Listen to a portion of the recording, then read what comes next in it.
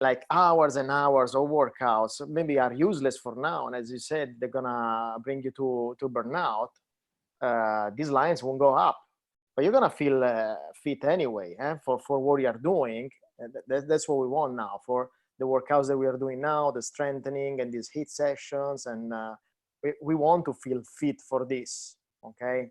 But then in the future, there's gonna be a time that this is gonna change. Okay, hopefully we cannot predict that one. Okay, so whatever we can plan now, it must be day by day. It must be challenging for the day. It must be challenging for an hour, and then it's gonna fit in everybody's schedule, in everybody's ambitions. Okay, so we need to, as you said, we need to take a step back in ambitions as well. A step back where we reconsider like strengthening much more, that we have never have time, Shaz, and we can do a little bit more strengthening now that is going to help in the moment that we start building up again. Perfect. Thanks for sharing. Nice. So yeah, exactly. That's the moment that every single athlete in the world, from Olympic level to someone that like us, like an age group preparing for a race, is suffering. It comes from a moment that we never had before, which is training without a race, and then now we feel how hard it is for someone that doesn't have a race to exercise. Now it makes sense for some people to understand their mindset, because now you know that your friend that doesn't have a race, and he doesn't want to wake up at 6 a.m. on a Friday, because it doesn't make sense, right? Now we kind of, oh yeah, now I know what that guy was saying. That's why I'm crazy, because I still wake up at 6 a.m. on a Friday. And the reason we do this, it's because we are afraid to lose the momentum, right? Because we know that to get the momentum back takes forever, right? So the concept of general preparation for us is still a general preparation for triathlon. Let's not get, let's not get it's okay. Let's not get confused here. We are doing a general preparation for triathlon. Okay, instead of start to do everything possible as a challenge and then become to a point that you don't know actually what you're doing, we have to still put our feet down and get prepared for triathlon. Because if we enter on that vibe of challenge, and I'm not talking about the challenge we do, don't get me wrong, the one we do is for triathlon. I'm talking about everything else that people are doing. If you enter on that vibe, let's say, we might end up going very far from our target or our triathlon triathlon fitness. Yeah, did you guys understand? So the general preparation that you guys doing is exactly what Tommaso mentioned. It's strengthening, it's work on the weakness on the bike, it's prepare a little bit for strengthening the upper body with the quads, or even if you have a treadmill, it's build the volume on the running. And then comes to the point that some guys, they don't have the equipments, right? I feel this is a bigger issue than stay in home, I think that's also another point that we can touch a little bit. Maybe Melina wants to bring something on that, like how to keep the mental state and to bring ourselves together if the situation is not very well organized at home. Do you want to say something about this? No, what I was just going to touch on was the fact that obviously at the moment, like I sort of mentioned on the blog, at the moment we don't have none of us have any major races coming up. Some of us still have some races end of August, end of September, and probably deep down we're hoping that they might happen. Reality is it's looking quite slim. So like Joao was talking about periodization, we don't have any of that now, because we don't. To have periodization, you need to know your endpoint, and then you work back from that endpoint. At the moment, we haven't got an endpoint. We don't know where it is, what it looks like. So we're moving away from periodization, and we're just looking at structured training.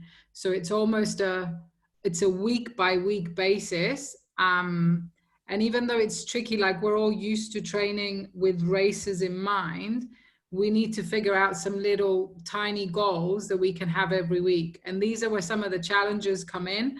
Like when we had the 500s, that was all about, you know, strength and conditioning, and it's just focusing on those. But it's okay at the moment if things are getting too much, just to, you know, just to hang back for a bit if you want to, because you can't underestimate the mental burden of what we're all dealing with. So it's okay sometimes. You don't always have to go and kill yourself in training. There's a time and a place for the easy stuff, and it's not going to affect you. It's not going to affect you later on, if any of that made sense. Yeah. Yeah. Do you guys have any question for us about this? There's anything that you want to ask related to this moment, to the preparation, or why you are doing this way or that way? If you don't feel comfortable to ask now, you can write for us later, okay? Personally. If you feel, Sarah, you want to ask something? Yeah, I do. Just a quick thing, going back to Tommaso's graph that he was looking at in Training Peaks. I think a lot of us can't help ourselves. I speak for myself as well, that even though I never used to be driven by stats, looking at Training Peaks, when you see your CTL level and all of that dropping off, you know, it's like, you know, you can't help but like all your alarms are ringing. You're like, oh, you know, I'm becoming unfit, you know. And I know from Training Peaks that even if you just take one rest day, that impacts that fitness level effectively, just from one day off. You know, I speak to you about it. Oh my God, I've had a day off, you know, it's gone down. Well, now, if we're not doing the same kind of, I suppose, phases, like you say, you know, the base, the building, that's like Tommaso was saying, that's going to come down. It's really hard to get your head around the fact that on paper, it looks like your fitness is deteriorating, although you're still doing very active training compared to the average person. How realistic is that? I mean, how quickly do we actually lose the sort of levels of fitness that we've worked so hard to accumulate? It's all well and good saying, you know, say, chill out, sit on a sofa, and that's good. And we all need it, I think, especially what we're going through. But how much do we lose? How quick do we lose what we've worked so hard to gain, especially the people that had such big races coming up? You guys, can I answer, if you don't mind? All right, Sarah, that was a nice question, and I'm gonna give a little bit of my points before I answer the question, so everybody can understand what you say. Maybe some people are not so used to Training Peaks. Okay, so Training Peaks calculate your fitness level according to the activities that you do, right? They call this CTL, okay? This is everything that you do on Training Peaks. Gonna be, if you use power or heart rate or whatever you record there, it's gonna combine in a little complicated formula, and it's gonna tell your coach how fit you are, okay?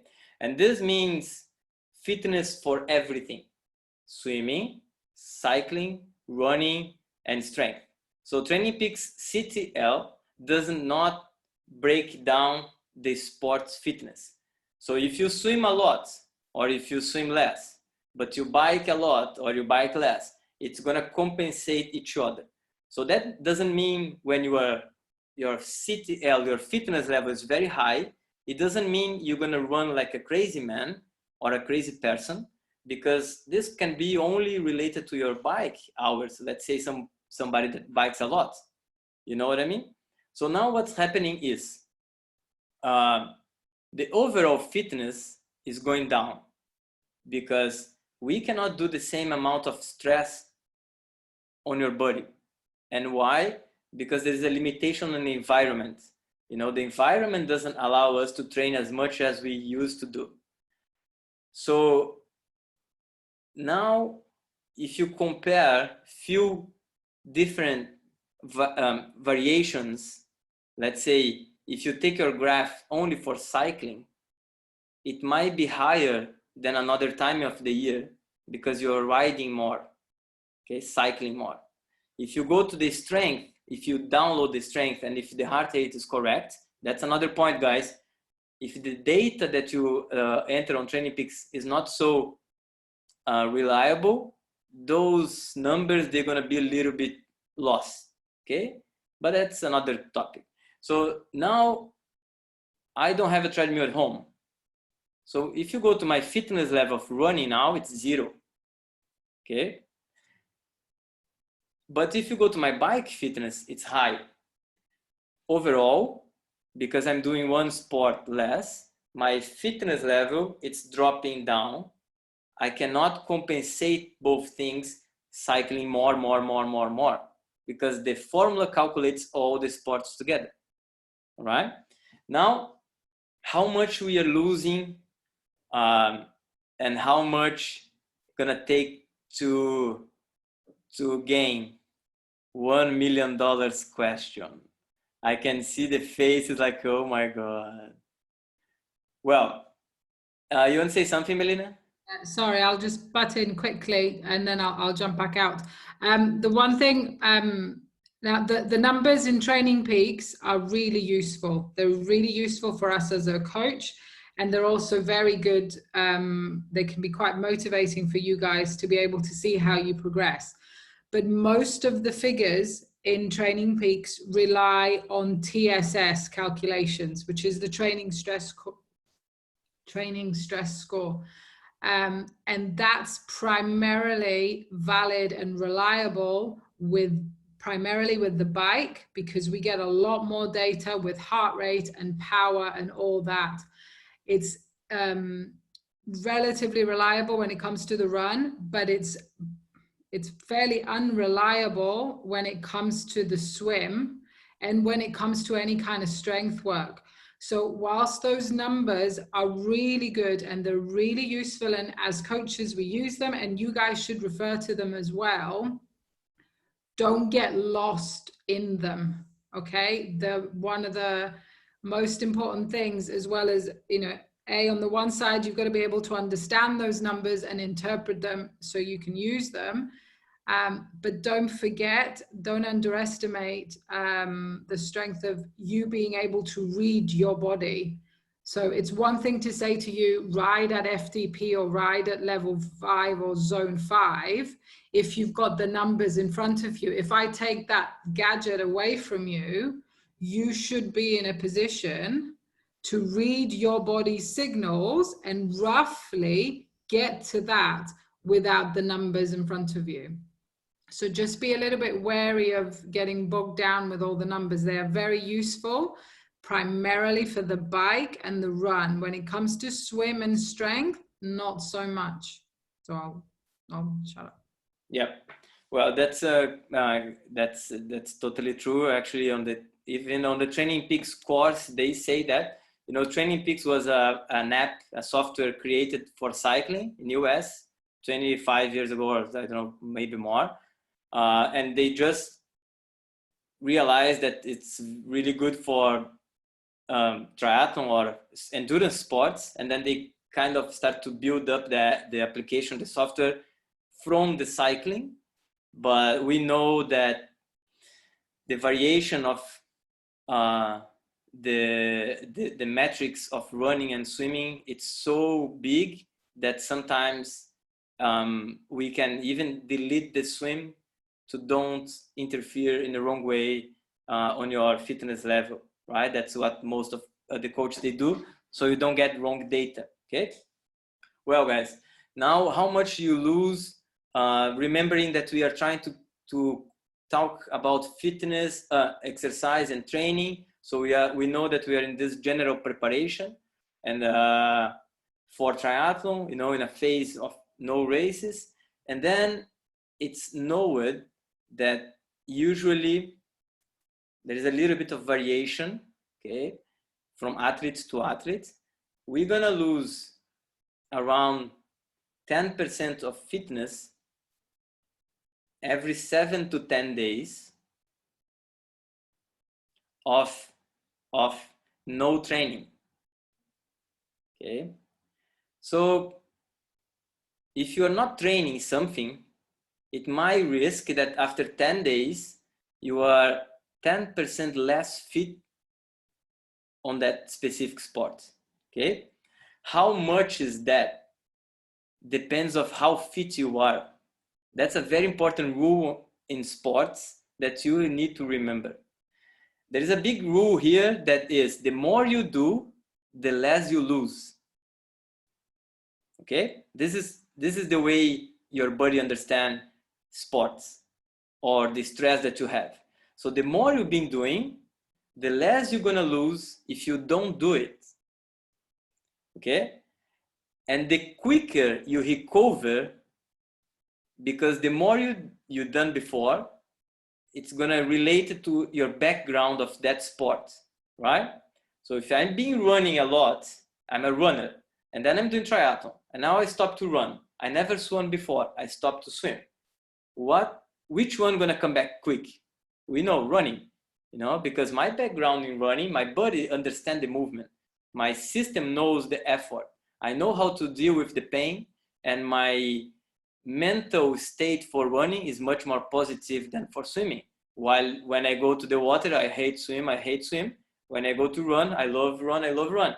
So there is a big barrier here, which Muhammad mentioned in his article, saying the resistance that we create to ourselves, right? So again, every 10 days, you're gonna lose a little more of your fitness, okay? The only problem here is it escalated, right? So it doesn't go like 10, 5, 20.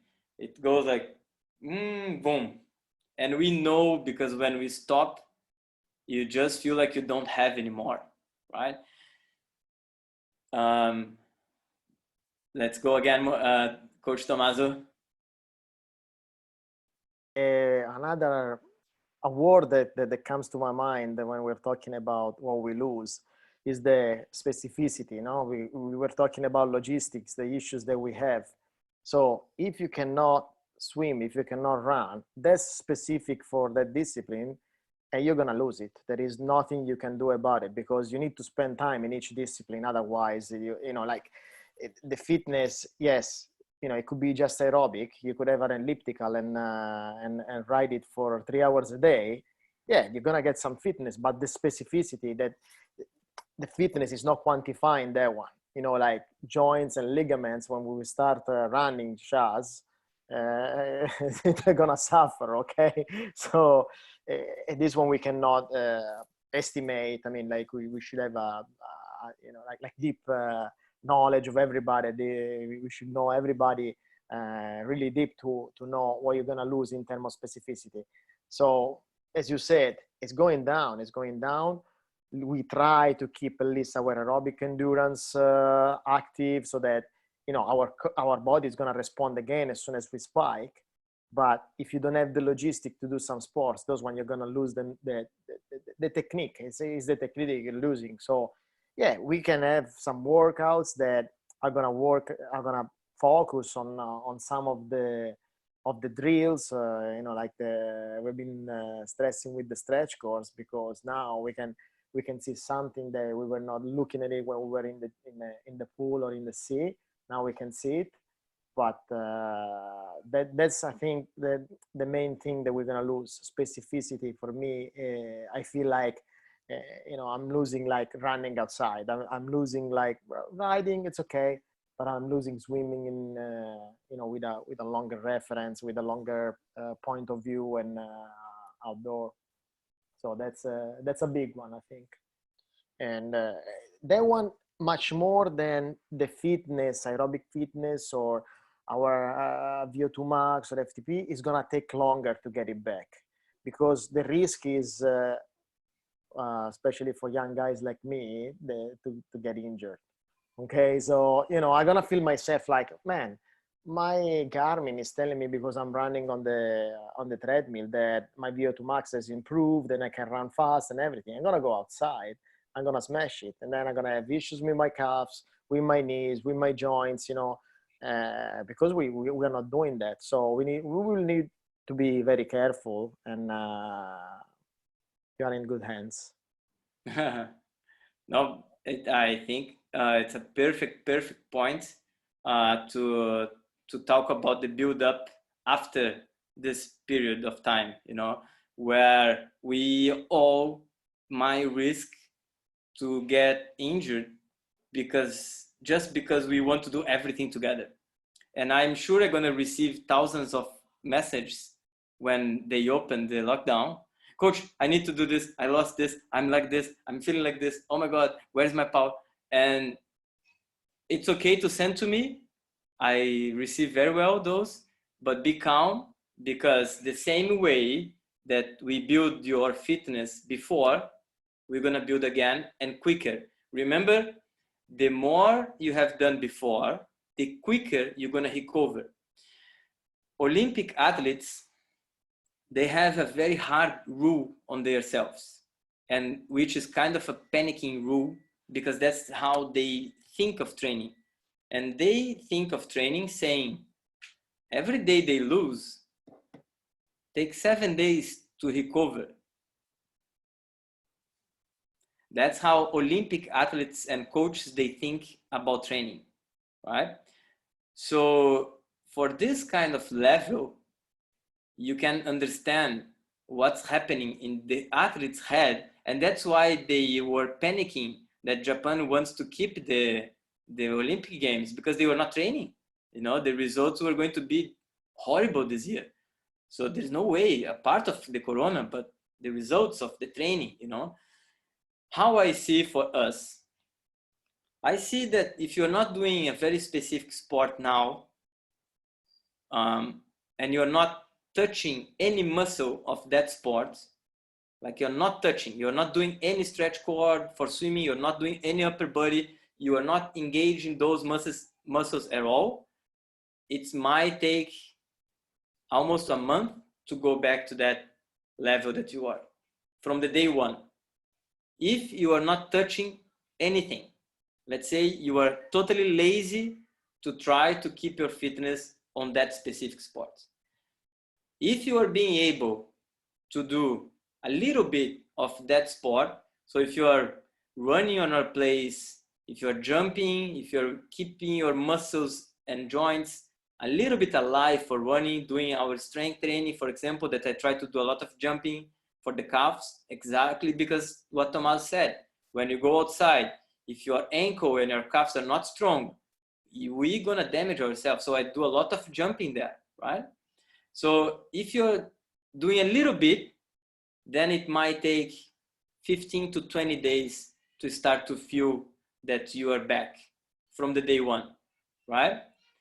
Now, if you're being able to train that specific sport indoor, it might take 10 to 12 days only to start to feel like, oh yeah, I didn't lose too much. That's how you're gonna feel. You're gonna feel like the environment, the heat and the humidity and more the conditions, they're gonna affect your fitness more than the exercise itself. Because we are on the AC, we have the water close to us, the amount of water we are drinking now, it's much more. So the environment gonna push us a little bit more when we go back out. But if you are training the specific sport now, I don't see this to take you longer than 10 to 12 days to feel that you can train hard again, right? So that's how I see how much we are losing and how much time, how long gonna take to get back. As a overall rule, what we are trying to do with you guys is trying to, Abdullah, you're talking to us? No. Okay. All right. So as an overall rule, what we are trying to do with you guys is to touch a little bit of everything that you should be doing outside. That's why the upper body strength, the cycling, the lower body strength, that's why the core, that's why it's important to follow, even if it looks a bit lost, the program. Because what the coaches are trying to do with you guys is to push that line that Tommaso showed as high as we can, right? And don't let the fitness come too quick down. That's the whole idea of bring a little bit here, a little bit there. You know, even the challenge that we do, guys, they are a mental motivation to keep you like, okay, let's do it. You know, let's do again. Okay, we all need a little bit of short-term targets to keep us engaged, you know. That's another topic that we can talk also, you know. That's why we sign up for a long-term race, but then what happened to us? Everybody come to the coach and say, it's too far, I cannot train that long for this race, right? So what we do, we sign up for a lot of small races to prepare. Actually, give us a little bit of short-term goals, right? The challenge, the small events that we are doing with you, it's exactly to keep us engaged on the next step of the training, right? But I cannot tell you all the secrets, otherwise you're not gonna do. Do you guys have any question? Because I want to hear from you a little bit. You know, I'm sure you have a question. Come on. Quick question here, Coach. I mean, like you said, I mean, we're all very goal-oriented people, right? And in this situation, it's very, very tough. So, I mean, putting small goals, like you said, working on your weaknesses is something that you can look forward to and plan, set small goals and small time frames. And that's what I've been doing. I mean, things that I'm weak at in my glutes, in my core, that I see myself breaking in the run. My bike is not so strong because of this. So let's say these are certain things that I'm working on. Is there something that you guys can do as coaches to help all the athletes? Let's say this is where you are weak on. Take advantage of this time because, okay, there are a lot of things that we cannot do with the environment, with the things we have, but there is a lot of stuff that we could take advantage of this time that we have to work on a lot of weaknesses that we might not have time elsewhere. So there are things that we can do better than during normal situations. So you guys as coaches, could you help define these things to the athletes and tell them, okay, hey, in these next couple of weeks, take the advantage to focus on this small weakness? Someone wants to answer? Abdullah, my weakness is swimming, so no one can help. Yeah, you're a bit screwed. Tommaso, you want to answer?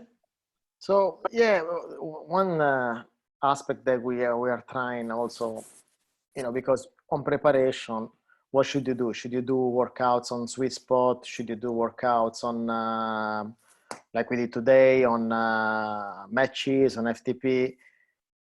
This is a good moment also to see to improve our knowledge as an athlete. Try to get the most out of it. So we will try to throw some subjects and some workouts where basically we want to give you a little bit more self-awareness about the concept. Some guys are experienced. Some guys, they already know what we're talking about. So for them, reading this one now, it's okay. But sometimes we find that during the year that your coach is giving you some workouts, so you don't know what it is. Like you do it and you suffer it. Well, keeping them a little bit shorter now and keeping them like a little bit more focused is a way to help you understand what we are doing. I didn't have the chance this morning to talk about this matches workout, but this is designed, for example, for when you're doing a race, how much can you push on the flyovers when you go down to Al Qudra during the 70.3? How many people can you pass? And then how much is going to cost you for the run? Okay, so this is a good, for example, a good subject that you can focus on, and with a little program, a little bit of workout, so you get a little bit more self-awareness of what is going on. As you said, Abdullah, I mean, like, you know, you realize that you had a weakness on your glutes. Well, man, right now, squatting and lunges and these workouts are pretty good for this. So, you know, we look around at our athletes and we see what the weaknesses are. And we try always to feed you, you know, in a way that, okay, yeah, that's a good workout, but, you know, don't forget to do the strengthening. Don't forget to, you know, keep stretching, because then you're gonna pay if you just ride right now. Okay, Joao the other day said my hamstring are super short now. You know, it's been riding forever, but there's nothing we can do about it. But we can help with a little bit more stretching, and, you know, and the feedback. Now more than ever, in this moment that you're improving your knowledge and you're trying to understand more what's going on. Now more than ever, ask questions to your coaches, you know, because if you don't understand something, some workout, or if you have some feeling, some perception that some muscles are sore compared to the others, this is a good moment to address it and trying to solve the problems and you know, redefine the weakness and you know, put them on the side, so that when we start again, these weaknesses have been taken care of. Sorry. Sorry. No, you go, Mediha, you go. I think instead of weakness, I don't know, it's my point of view on this. I see it as a complete more maintenance kind of phase. So to keep fit, maintain the fitness level, and maintain the level of where we end and where we are right now, because the whole thing has had an impact on our lives. And I think it gives me a huge strength psychologically to keep my day structured, to build and fill in my day with nice workouts that keeps me busy, have little goals, as we mentioned. And instead of weakness, I keep it more positive, and I would prefer to say, like Joao mentioned, what is it that we can focus at that prevents us to get any injuries once this whole thing, you know, hopefully has an end and everything is open again.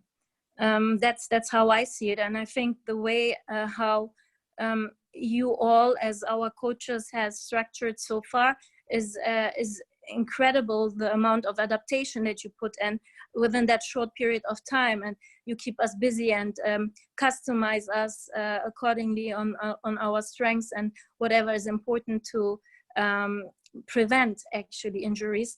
I'm quite grateful for that, to be honest. I just wanted to share my gratefulness for this. Yeah, that's how I see the whole thing as of now. Nice. I'm gonna complete a little bit of this answer from Tommaso, and I don't know if Melina wants to say something later, but I totally agree on the point that it's a good time to work on specific things that we are not as strong as we should be. There is a huge limitation on what we can do, and for different people, like Hudor make a joke on that, like, you know, he can't swim, so, and we know that he needs to work on that, and he is working very well on that with Melina doing sessions. But now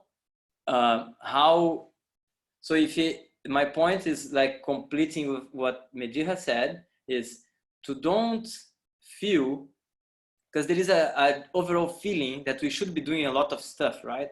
Even social media saying, if you don't learn a new skill during the period, you are losing time, which I think is just a bullshit, because if I don't want to learn anything new, I won't learn anything new, you know, and I don't care. So this kind of pressure, I don't think it's really useful for everyone's mindset. I think it's more at the moment a way of, I agree on the maintenance work, and a more like keep the ball rolling style. And then, of course, if you have the opportunity to do more of something that you were not doing before, use the opportunity. So this last week, for example, if you did everyday workouts, the strength workout of Bespoke Ride account, I am sure by now you are sore, because we never do everyday strength, right? So, you know, this is a huge moment to improve your strength. For me, I did core session almost every day this week, and I'm feeling much stronger on my core, much more than when before the Ironman South Africa that we were ready, you know. So this kind of learning, and then comes to what Tommaso said, learning about yourself and feeling like, okay, I'm doing more of this and this is improving. Let me save this information, because when I come back outside, I cannot stop to do that because it's working, right? So we cannot fall slowly on the previous routine, because there is a new learning about yourself that we can use later, you know, even if it's a reduced time, let's say 15 minutes, 10 minutes, but try to remember things that you feel that are working now for you that we're going to use in the future, right? And then share with your coach, share with me, just, or write down on your training peaks. Very, very useful. Just write down there. And then one day you go back, oh yeah, I remember that, you know? So these little things, they're going to make a difference on your fitness later, you know, when we get back there. Can I say something? Yes, please. I have a question, because now the next month it's supposed to be open, I guess. Like, I feel that in few weeks, 2 weeks maybe, it's open again. So but then it's Ramadan, and in Ramadan, I mean, I don't know who is fasting, but few of us are fasting, I guess. So do we have any recommendation how we can be fit also in Ramadan, or what can we do in Ramadan?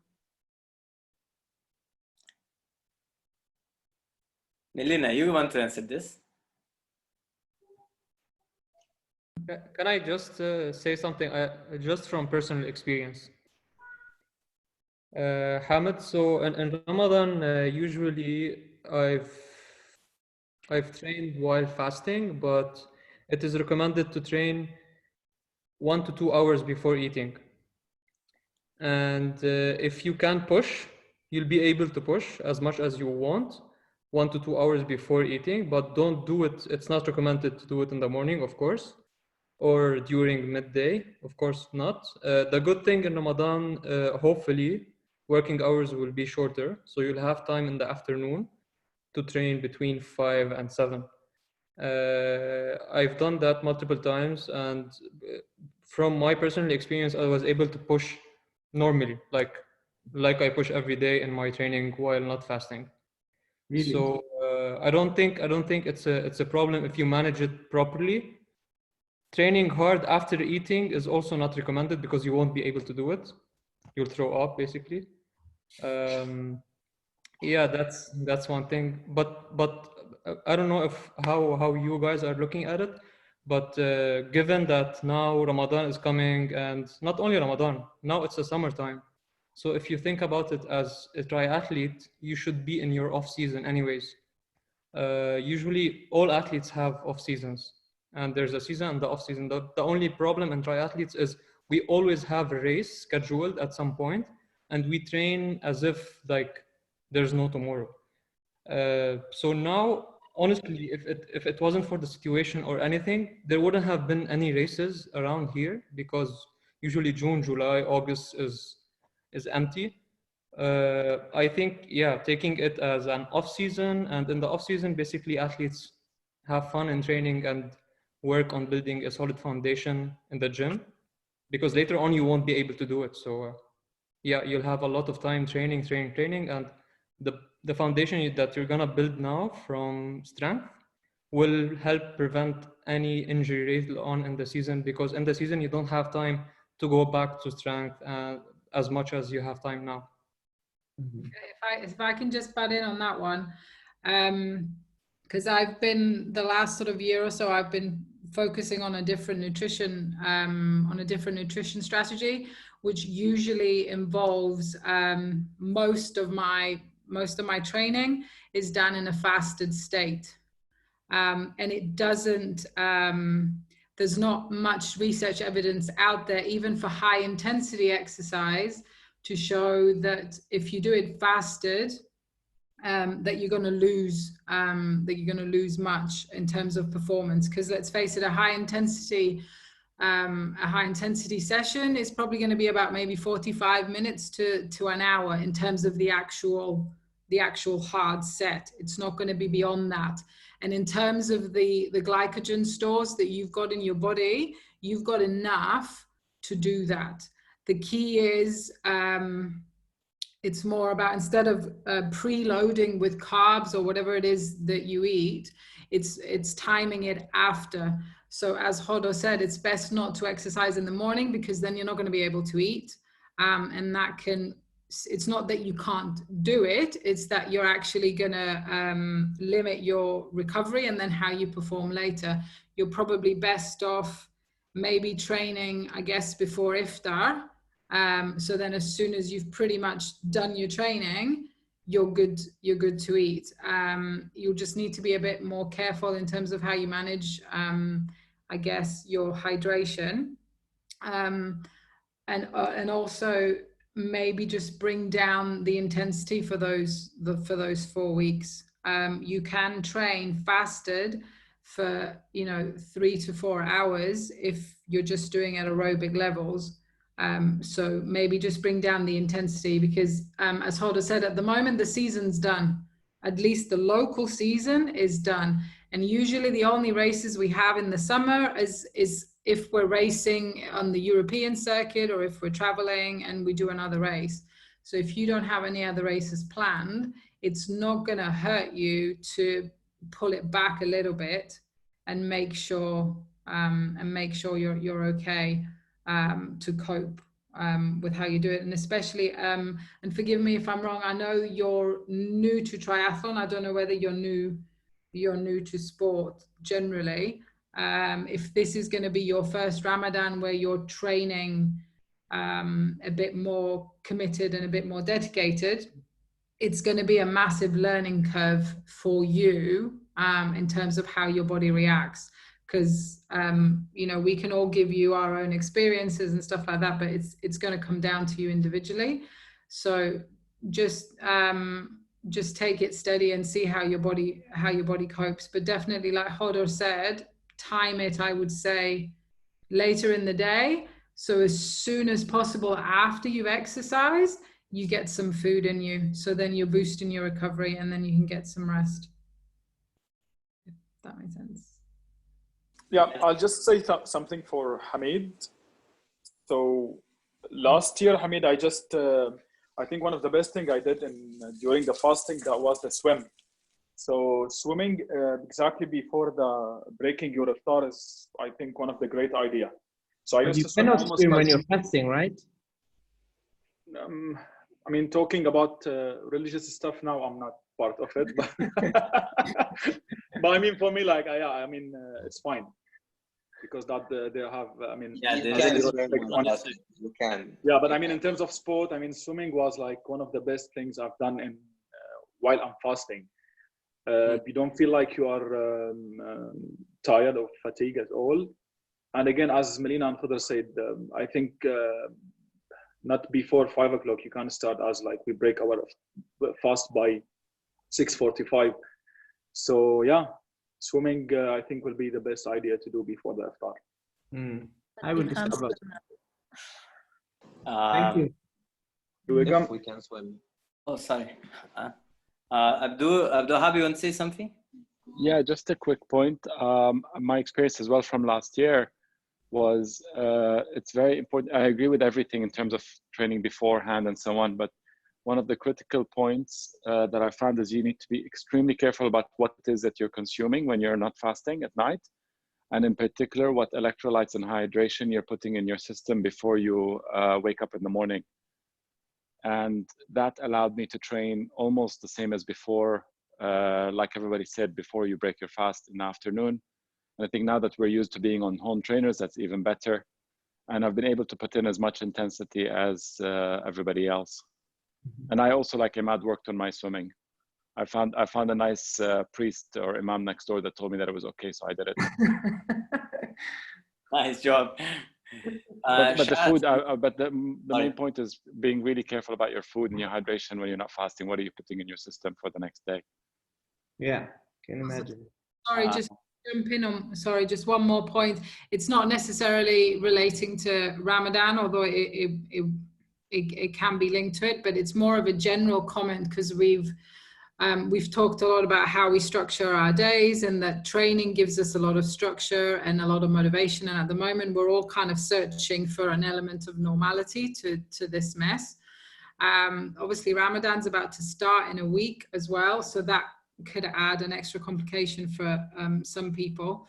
One of the most important things to always keep in mind, and I think that especially at the moment, I don't know about you guys, but it's definitely not something that I've got right by any means. I'm still kind of working on it, is your sleep. And obviously at the moment, we all still like to get up early and we try and do our sessions together as much as we can. But if you haven't had a good night's sleep and there's some flexibility in your day in terms of your work or school or whatever it is, then take the sleep. You were supposed to be sleeping between 7 and 9 hours a night. If you sleep less than 6, you're increasing your injury risk by about 40%, and your time to exhaustion will be quicker by about 30%. So be very mindful of what your sleep patterns are at the moment, because of all this that's going on. Obviously, we've got Ramadan coming up, but also when we go back to normal, whenever that is, don't underestimate. You can be doing everything right in training. You can be eating really well. You can be working on your stretching and your core. Then you go to bed and you only get 5 hours and you're slowly undoing everything that you're trying to do. So try and focus on that a little bit and put some sort of structure to your sleep and say, by this time, I'm going to go to bed so I can wake up. If you want to wake up and train early, so you can get early, and then that doesn't affect you too much. Yeah, I totally agree. I should bring Antonia to listen this now, because she doesn't. She needs to listen this kind of information. Like, I'm going to bed and sleep now. Hello, Julian. Welcome. All right, guys. Shaz, I think you have a question. Is it clear now, Hamid? I think you overall, just a quick, very 1 minute to finish. It's individual and according to you to adapt, and your coach to adapt to the situation, right? So day by day, you're gonna feel better training fasting, but the beginning, I can tell you're gonna be very hard. You're gonna feel weak and you're gonna feel a little bit empty, and then it's gonna get better day by day, because this is part of the adaptation of your body to train using fat as a source of energy, right? That's what Melina was saying. Okay, Shaz, do you want to say something? Yeah, coach. I'm not sure if it was covered before. I don't think so. I do have a little bit of ADD. I think it's clinical. But just just quickly. We're doing a lot of training. I mean, I'm training a lot. I mean, I'm sure everyone is. I see everyone's social media. I think I'm training almost every single day. And whether it's the endurance stuff, biking, running, strength, cardio, whatever. Obviously there's a lot of fatigue. And I wanted to ask you guys as coaches, I mean, are we overdoing it? And 2, what is your suggestion like to get over the fatigue? I mean, should we be cutting back if it's feeling too much? I'm sore all over the place. Should I post your training pics? You want me to share it?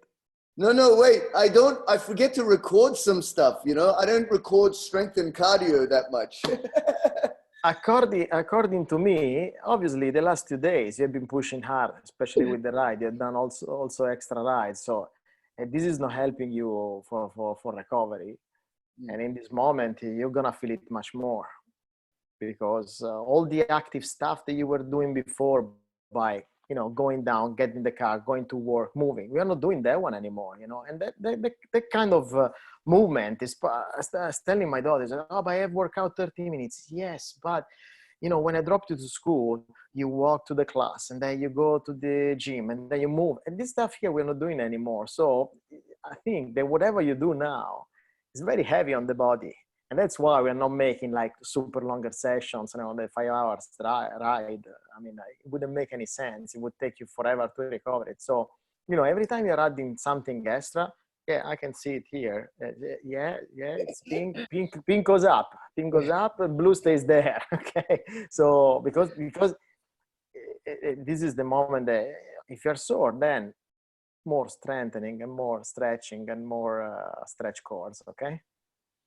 I can complete a little bit that. If you guys have some time, maybe you can go a little bit. Well, it's 8:40. You guys have more 10 minutes, maybe, if you want. I can go a little bit more 10 minutes to finish. Yeah.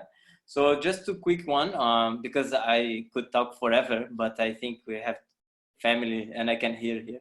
But anyways, so about this, there is a difference between the workouts that we used to do with these workouts now. And the main difference is we are doing a lot of HIIT workout. So high intensity training and strength together. You know, Shaz is doing the gym with us, and I know because I see him and pushing the weights and stuff, but we don't do a lot of HIIT workout because we are so tired with the running, swim, cycling that we never think to do a HIIT workout. And if someone invites you during your training phase to go to a gym to do a HIIT workout, you're gonna laugh at the person and say, I cannot even walk. But now, because what Tomas said, we are recovering because we are at home, you kind of feel you can do again, right? But this doesn't mean you doesn't have impact on your body in the after. It just means you work out, you ate, you did your work at seated, you are at home, you are drinking water, you feel thirsty, you drink water, you feel hungry, you eat. Things that we don't do outside, you know, where the life goes back, it's like whatever. Okay, Medjiha has to go. So you have to go, Ali? No. I just wanted to add something about that point later. All right. After you're done. So this is also having a huge impact on the way that we are training now. So the difference of workouts as well, they are engaging new muscles. That's why you feel sore as well. Plus the turbo trainer, that is really hard on your body. And we can talk about this later as well.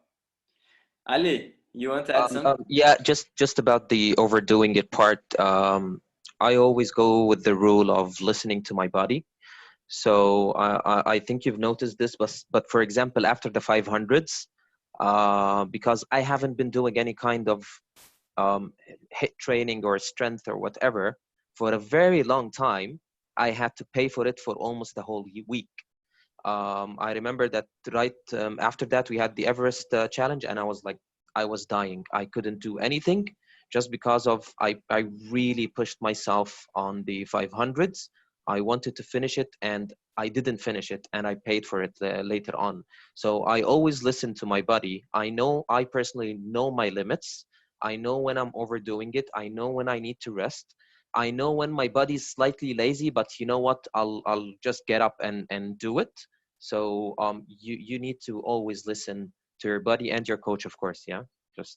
No, but that's amazing. You know, this is amazing because that's a very important point of a tip that it's so easy to overdo now, and probably we are overdoing a little bit, everybody a little bit. So I think what Ali said is totally fine, you know, and you know me, you know, you can don't do it now. It's okay. I'm never gonna text you or anything. You might just have to do another time, but you can don't do now. It's okay. Guys, I think we are getting to the end here. You know, we can, for sure, we're gonna do again. I think it was really good. We can do this another week. I think it was very positive. Julian, do you know that you came 1 hour later, right? What? Do you know that you Yes, came yeah. 1 hour later? Yeah, you Yeah, know. I relate, but you just precise that we can just come over and say hi. So it was Yeah, just say hi at the beginning. Yeah, because I had Oh, no, Tomasso's training before. So okay. Guys, do you have any last question or anything you want us to talk more, or anything that we should approach on the week? Because we want to, if you cannot answer now, we want to send a quick chat for you guys later. Sorry, I know Ali sent me a question on Insta. I know about the cycling FTP stuff, but we'll just add it onto another one and we'll answer it during the week. Yeah, I did see that, sorry. Do you have some insights when the next race is coming? I mean, as coaches, maybe. But it's probably I hear you, not this year, right? I hear. Yes. Joe, you said something about full Ironman individual relay. What was that about? Hamid, unfortunately, I don't have idea yet about the full Ironman. that's why I joined the video. Well, you know, we always have good ideas. Sarah, say something. Yeah, you also mentioned in chatting, I think, with Julian about Everesting, but not Everesting doing it over 5 days. You mentioned Everesting. Okay. 1 day. All right. So we're all talking about resting and taking time and sitting on the sofa, and really everyone wants to ask, what do you mean about the Ironman? What do you mean about the Everesting? You know. All right. I was afraid of the question because I was afraid to relate it to everything we said. Listen to your body, listen to your coach, don't overdo. But we are thinking to do a relay at the end of the week, which means each person gonna do one part of a full Ironman distance without overdo what they can. Let's say I'm able to run 10 kilometers on the treadmill. So we're gonna match people to get to the full distance by the end of the day, right? It's gonna require a little bit of organization from us, from you guys, and we need to see this is gonna be possible. That's why we haven't like organized well. But let's say I can do a stretch cord and then someone jump on the bike and do an ITK, and then I go back to the bike, do an ITK, and then someone else do. So we're gonna drop you a message tomorrow morning asking a few questions like what you can do and if you are willing to do. It's not if you don't feel like doing it's okay, you know, because you're gonna take a little bit of logistics on at home, right? Because you might have to go to ride at 3 p.m. or something like this. There is an option if someone wants to do in pairs, so a double half Ironman as well, like Abdallah gonna do with Muhammad. So Muhammad gonna do half, and then Abdallah gonna do a half Ironman. Muhammad didn't know, but I'm telling him now, right? I can just do the bike.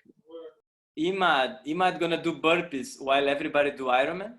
So he gonna be doing burpees, yeah. I'm gonna just do the bike.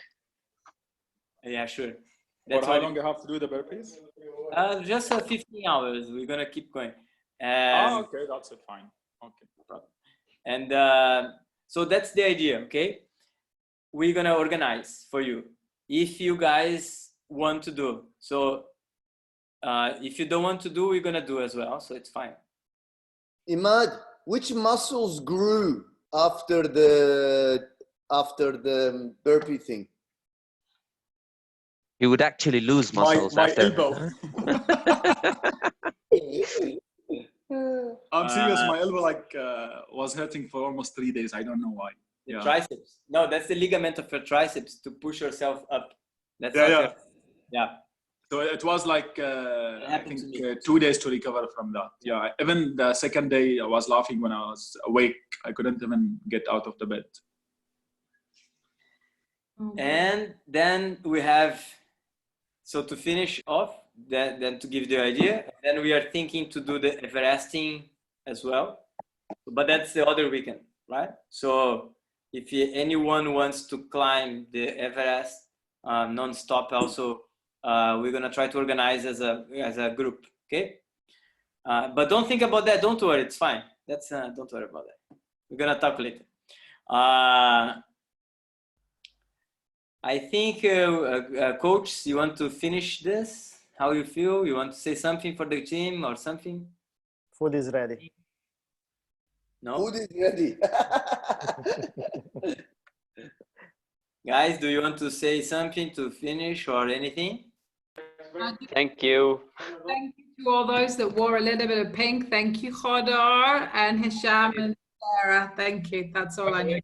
She's Thank making you very much. Yes. wear pink all the time. I have to. Obviously. Thank you so much. Sorry, Melina. Amazing. Sarah, yeah, that's pink enough. I have a pink bike. Look All at right, that. Look guys. at that. Love it. All right. See you. See you guys. Thank Bye. you, coach. Good Thank you very evening. much. Bye. Thank you, guys. Appreciate your times. I'm gonna be Thank the you. last one to finish, to close, so you guys can leave whatever anytime you want. Ciao, ciao. Thank you. Thank you. Thanks a lot. Thank you very much. See you guys. Thank Good to you. see you. Sweet dreams. Coach, you stay with me for 3 minutes? Okay, okay, we stay. Of course. I can stay. Yeah. See you guys.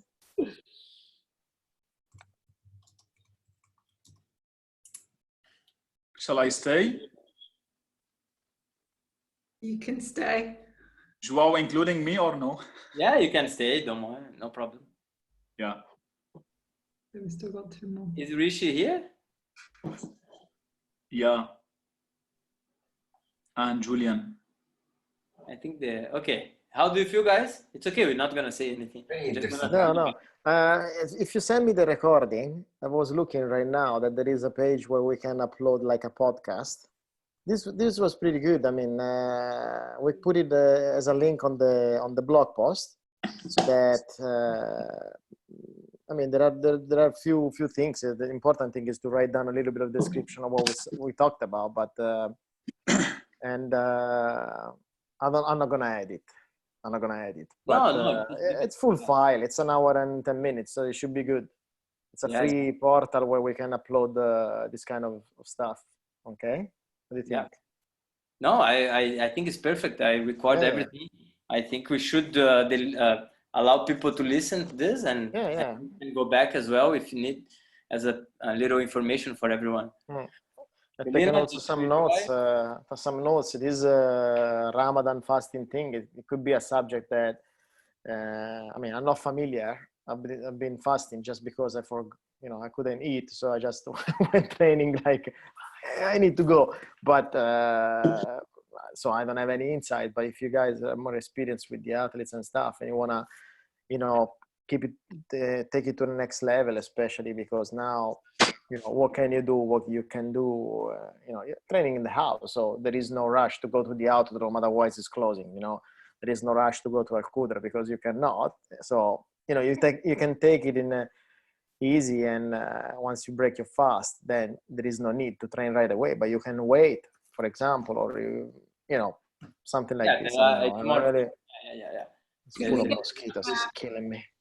I mean, I don't know, obviously with Antonio and stuff, but could we get some input from Natasha on that one? Yeah, for sure. Yeah, I think we can add a little bit of that. Then the next one, we can bring her, and I try to see how we do that. Manage Antonio, yeah, I know, but it might be to have some of the some feedback from her, I guess, on that one. I think one of the questions that came through, Ali sent me a question on Instagram, and it was if you want to develop your FTP on the bike, do you have to stick to specific FTP development plans, or can you vary your training and then still expect the FTP to come up? So maybe we can have another talk on pretty much just around FTP on the bike or just bike performance, and that seems to be what the most of our athletes have a trainer. Most of them are still cycling, so maybe we can focus on a little bit of that, and then I guess we could have some other ones if this looks like it's going to go on. Maybe we can have a specific one or a run specific one or stuff like that. I don't know. Yeah. Sounds good. Mohammed, how was it? I think it was a really civilized, excellent talk. Yeah, very, very, very. Did you like Marco?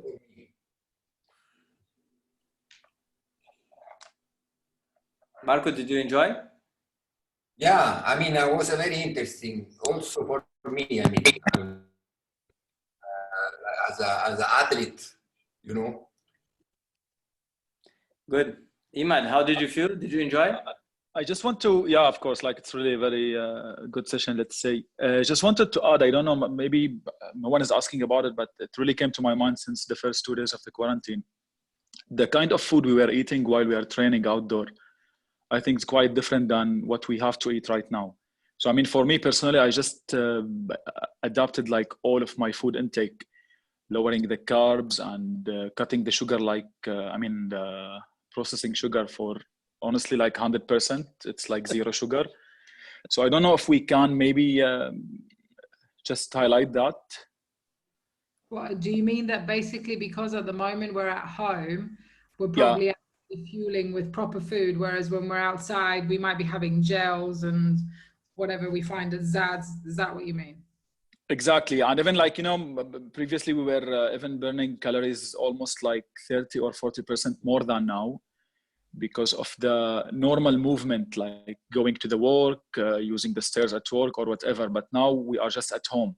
So the bike, it's exactly, let's say 2,200 calories burned. So I think, yeah, maybe because some of people, I've heard a lot, they are gaining weight, even they are exercising, but yeah.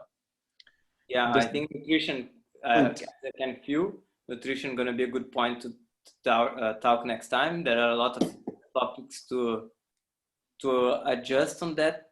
And we can have different views, you know, like a low carb diet, a high carb diet, protein diet. We can talk a little bit of everything without being so scientific, you know. We don't need to like be like professional, but we can give a little bit of if you do this might happen and stuff.